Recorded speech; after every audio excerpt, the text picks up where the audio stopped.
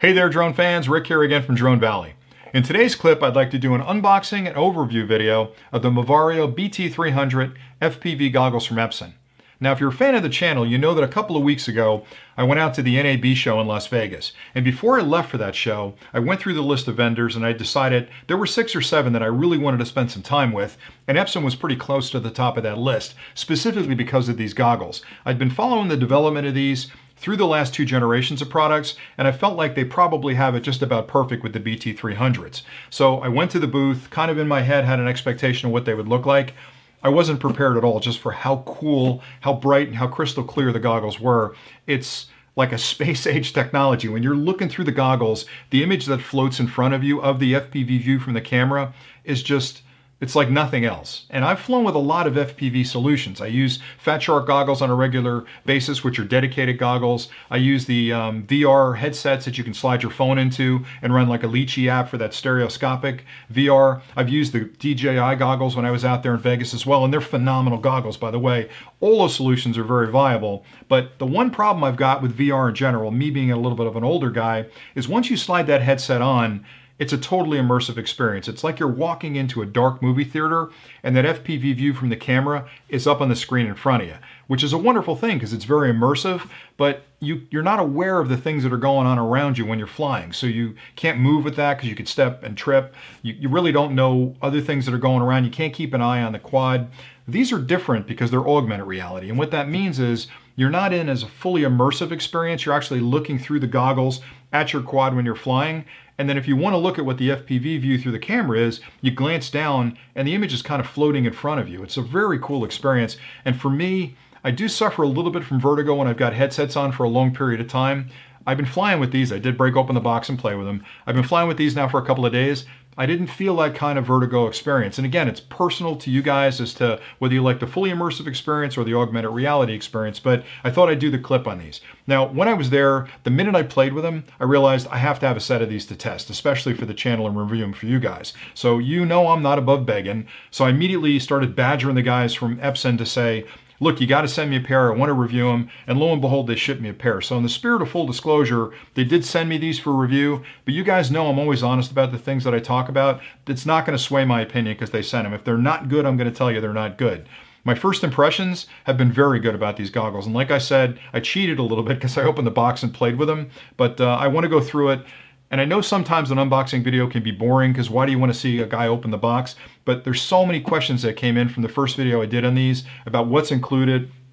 Can I use them with glasses? What do I do in sunny days? That I thought I'd open it up, and I want to give you a little bit of insight in what comes with the kit and maybe how you use those parts. Now I promise there'll be a couple more follow-on clips where I fly with these with both the Phantom and the Mavic and explain how the technology works and all that, but this first clip's just going to be an overview.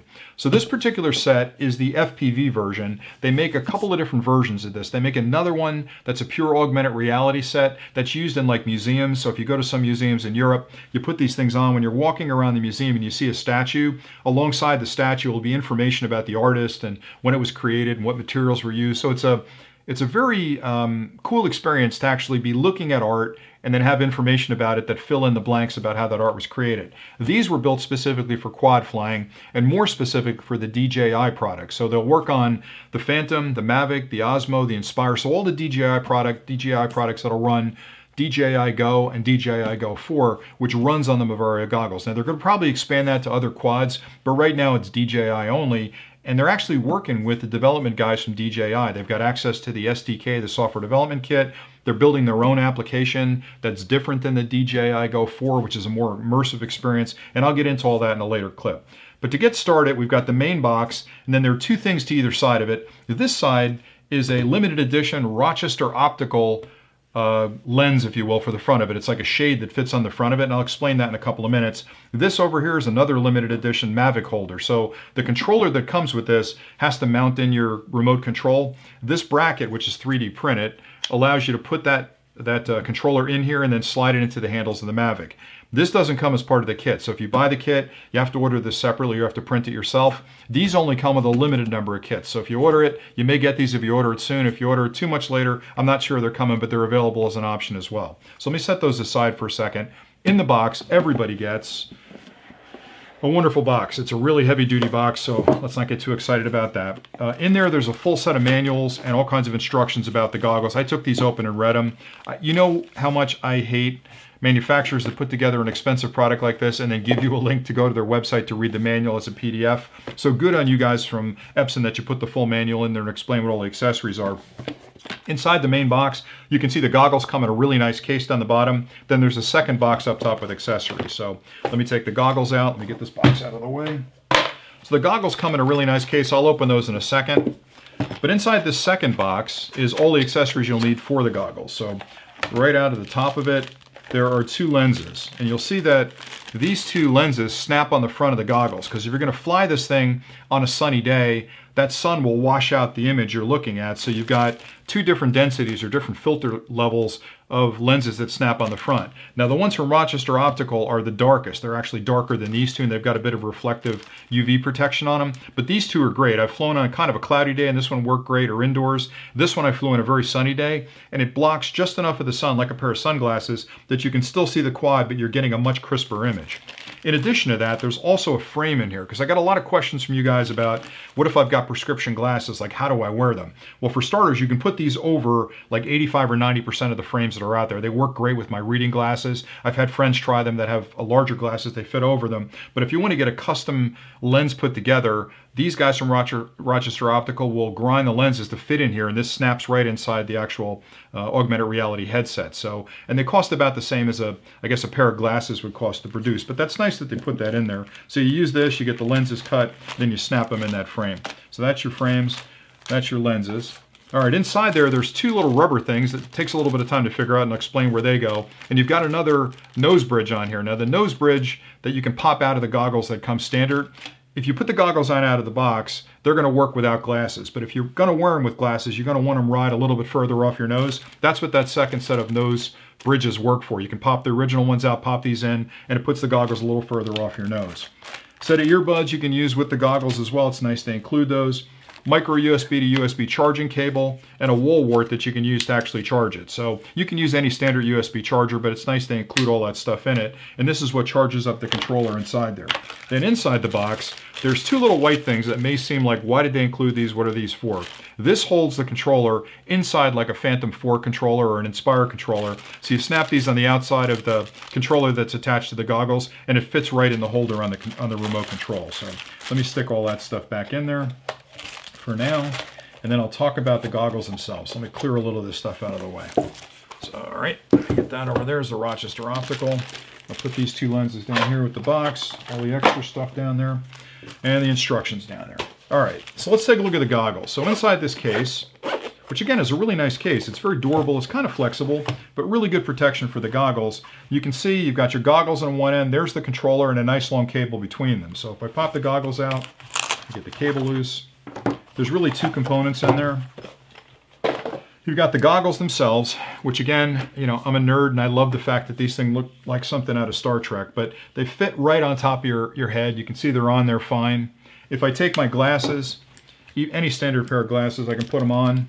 The goggles fit over top of those. So again, there's plenty of room in there to get those goggles on. There you go. And that's without even putting the extension of the bridge on. They just fit fine.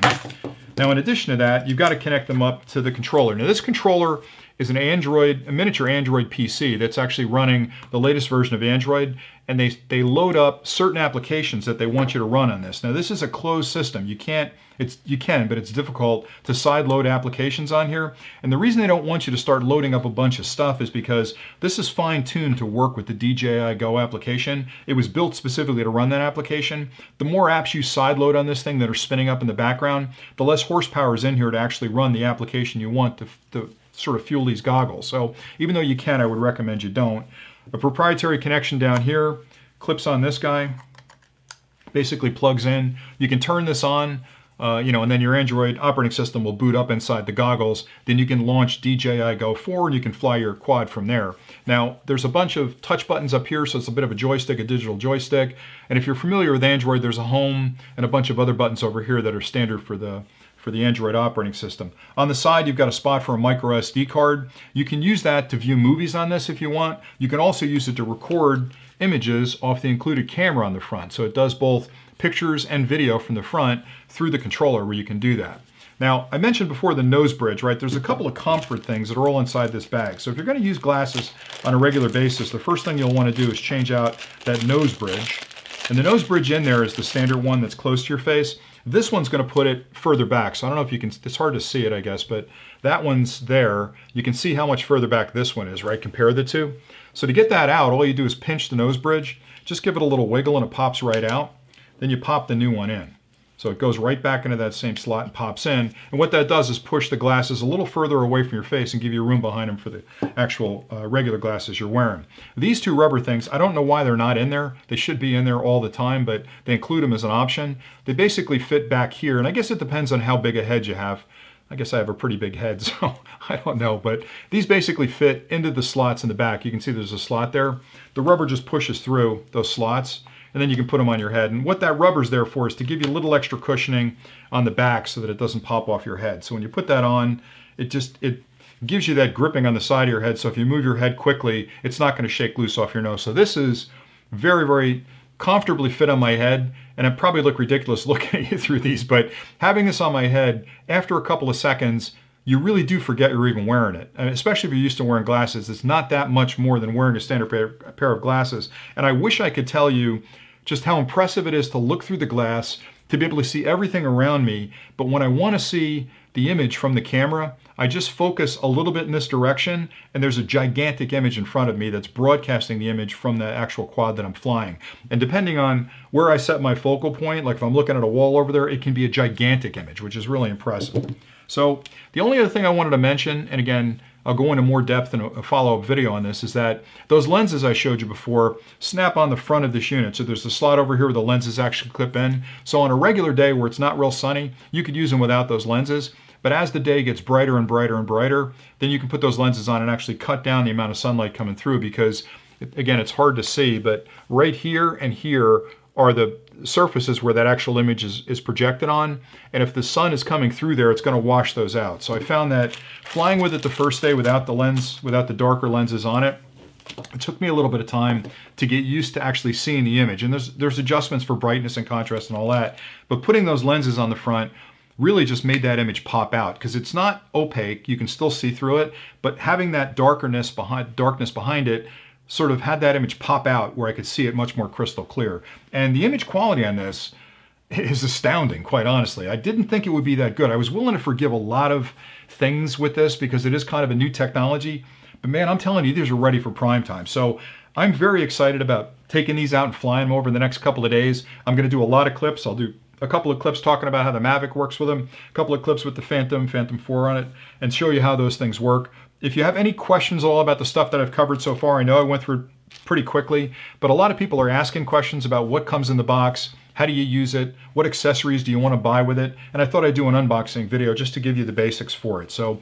these are the Moverio BT-300 FPV goggles, and for my money, if I'm going augmented reality, I haven't seen one yet that comes close to these. So, and I don't think I'm going to change my impression when I fly with them as much as I've had a chance to play with them already. But give it a couple of days and I'll be back with more clips. But very cool. They're available today. And these are not, a lot of people ask me, are these experimental? They're not. They're ready for prime time. They've had a BT-100, BT-200. These are the BT-300s, and they're available today at retail, and you'll get everything you see on the kit, and it does work. It works with the Phantom today and all the other products I've mentioned from DJI. So again, if you have any questions, drop them below. I promise to get back to you as quickly as I can. I appreciate you guys watching these clips. I'm having a heck of a time putting them together and really enjoying the whole process. So as long as you guys keep watching, we'll keep making them. You want to check these out, there'll be links below where you can go to Amazon, you can read all the specs, and if you want to buy a pair and use them, you can do that as well. So thanks again for watching, and we'll see you soon. Happy flying.